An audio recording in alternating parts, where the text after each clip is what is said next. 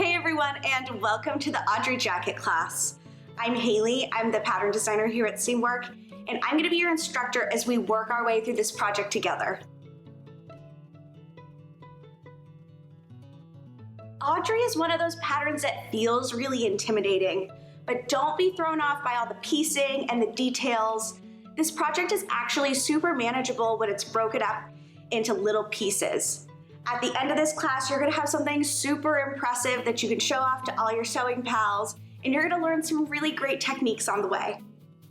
We created this class to work for everyone, whether you're a little bit newer to sewing or you're more experienced. It's also designed so that it works for your really busy schedule. Everything's broken up into manageable lessons, which you can see off to the side of the video player. What this means is that you can watch it all, or you can just skip to the trickier steps. So then no matter what your skill level or your schedule, you can make a killer denim jacket with us. Also check out the tabs below where you can see the lesson overview, audio transcript, and also the materials list. The Audrey pattern is a super classic denim jacket. It features a panel design,